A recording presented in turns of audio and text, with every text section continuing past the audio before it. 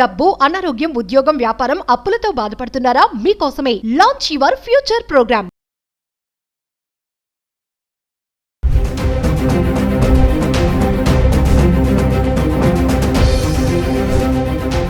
Hi hello నమస్తే, welcome back to Suman TV. Present మనతో పాటు ఉన్నారు పబ్లిక్ స్పీకర్ రజనీ రమ్మ గారు. నమస్తే మ్యామ్. నమస్తే నవీన. మేడం, బంగారం వెండి మనం కొన్ని వీడియోలు మాట్లాడాం గోల్డ్ సిల్వర్ గురించి కూడా.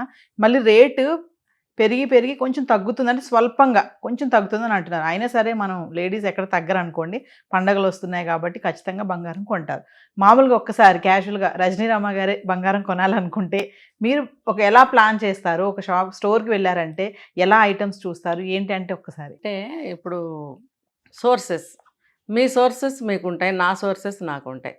ఫర్ ఎగ్జాంపుల్ ఇప్పుడు నన్ను అడిగారు కాబట్టి చెప్తున్నా, మేబీ నవ్వుతారేమో ఎవరైనా. అక్కడ ఏదైనా నచ్చింది డిస్ప్లేలో, నేను ఇంకా రేటు చూడను, ఏదన్నా ఉంటే మార్చేసుకోవడం. అంటే నేను చెప్పే సోర్సెస్ అండ్ కెపాసిటీ, నాకు ఏదైనా బ్యాలెన్స్ మనీ వేసుకునే సోర్స్ కెపాసిటీ ఉంటే వెంటనే ఇది ఇచ్చేసి ఆ బ్యాలెన్స్ వేసేసి ఆ డిస్ప్లే చేసి నేను తెచ్చేసుకుంటా. అంటే కొత్త మోడల్ కనిపిస్తే మార్చేస్తారు. ఇక్కడ క్లాజ్ ఏంటంటే అక్కడ మనకి డబ్బు పైన ఇంకా చాలానే పడుతుంది. మీరు 10 గ్రామ్స్ వస్తువు తీసుకోవాలంటే ఇది మీరు 10 గ్రామ్స్ ఇస్తే కూడా పైన ఇంకా చాలా డబ్బు అక్కడ వేయవలసి వస్తుంది కదా.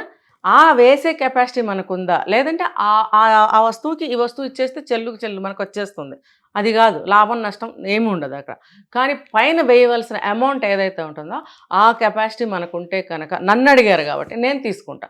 ఇది అందరికీ ఉండదు కదా, చాలా ఇబ్బందులు ఉంటాయి.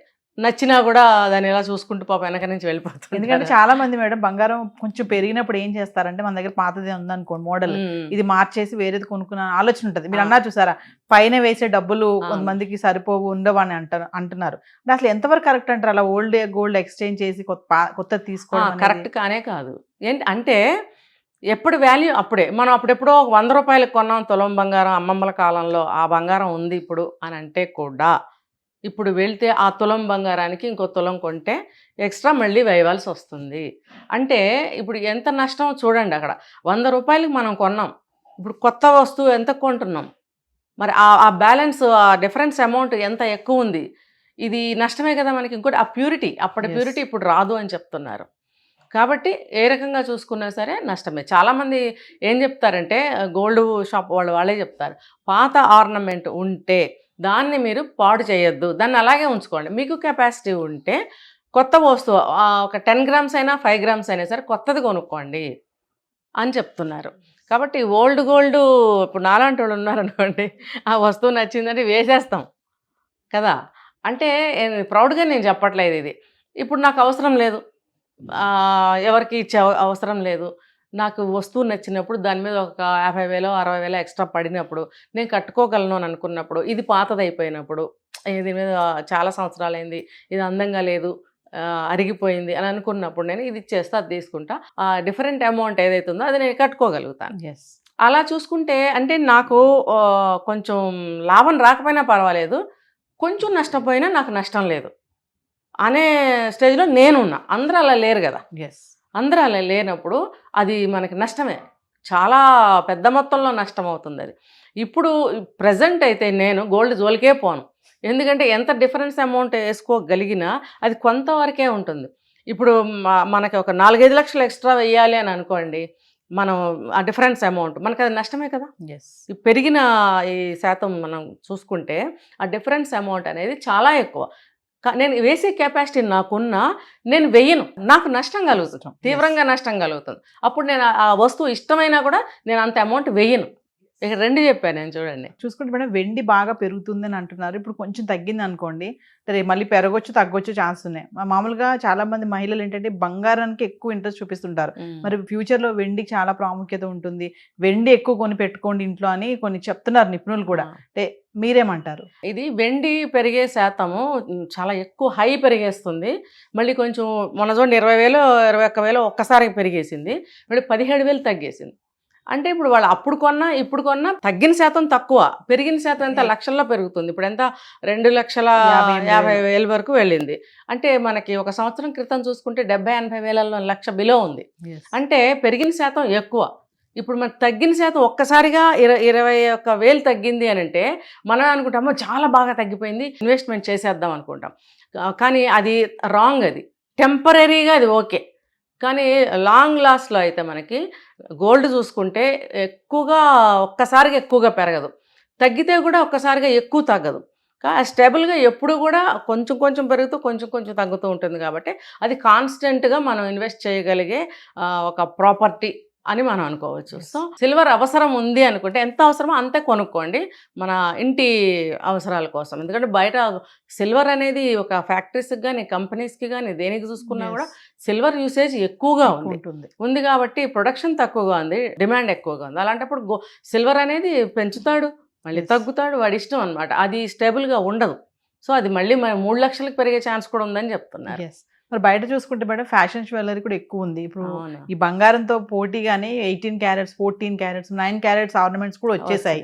ఇంకా బయట చూసుకుంటే చాలా ఉన్నాయి. అంటే లేడీస్ ఇప్పుడు మరి బంగారం ఇలా ₹1,00,000 ఉంది కాబట్టి కొనలేని వాళ్ళు ఈ రోల్డ్ గోల్డ్ వైపు కానీ ఫ్యాషన్ జ్యువెలరీ వైపు వెళ్తున్నారు అని అంటే మీరు 18 క్యారెట్స్ 14 క్యారెట్స్ చూసారా ఐటమ్స్ ఎప్పుడైనా? అసలు చూడలేదు, వింటూ వస్తున్నాను. 3 గ్రామ్స్ 4 గ్రామ్స్ 9 గ్రామ్స్ అలా చెప్తున్నారు. అంటే ఇది మెల్లగా మళ్ళీ చూడండి, మీరు ఎక్కడికి వెళ్తుంది, భూమి గుండ్రంగా ఉంటుంది. ఒక 40-50 సంవత్సరాలకు వెళ్తే క్రితం మీరు గోల్డ్లో రాగి కానీ సిల్వర్ కానీ మిక్స్ చేసే అమ్ముతారు. అందులో మీరు కరిగించండి, మీకు వాడు 22 క్యారెట్స్ బంగారం అని చెప్పి చేసి మన చేతిలో పెడతాడు. మీరు మళ్ళీ ఇప్పుడు వెళ్ళి దాన్ని మెల్ట్ చేసి చూశారు అంటే అది 16-17 క్యారెట్స్ బంగారం కూడా రాదు. అర్థమైందా? ఇప్పుడు వస్తున్న ఆర్నమెంట్స్ 11 క్యారెట్స్ కానీ 14 క్యారెట్స్ కానీ లేదా 9 క్యారెట్స్ కానీ ఉన్నప్పుడు మళ్ళీ దానికి సమానమే అవుతుంది. అంటే మళ్ళీ అలాంటి నగలే ఇప్పుడు వస్తున్నాయని చెప్పుకోవాలి. ఆ రోజుల్లో మనం అలాంటి నగలు చేయించుకున్నప్పుడు ఈ రోజుల్లో అవి కొనుక్కోవడానికి సిగ్గేముంది మనకి? మళ్ళీ వెళ్ళిపోదాం సేమ్ యాజ్ ఓల్డ్, ఏముంది, పెద్ద నష్టమేం లేదు. అంటే ఎప్పుడు కూడానండి ఏ విషయమైనా సరే ఎన్ని మార్పులు జరిగినాయి, ఎన్నెన్ని జరుగుతాయి, ఎన్నెన్ని చేయగలుగుతారు, ఆల్టర్నేట్స్ అనేవి ఎక్కువ ఏముండవు. మళ్ళీ తిరిగి మళ్ళీ పాతదానికే వస్తుంది. ఇప్పుడు మనం ఎన్నో రకాల నగలు చూస్తున్నాం. ఇక్కడి నుంచి స్టెప్పులుగా వస్తున్నాయి, చెవులకి పెట్టుకునేవి వస్తున్నాయి, ఇక్కడి నుంచి ఇలా పెట్టుకునేవి. కానీ ఏది తీసుకున్నా సరే 60-70 సంవత్సరాల క్రితం ఉన్న ఫ్యాషన్స్ ఇప్పుడు ప్రజెంట్ నడుస్తున్నాయి.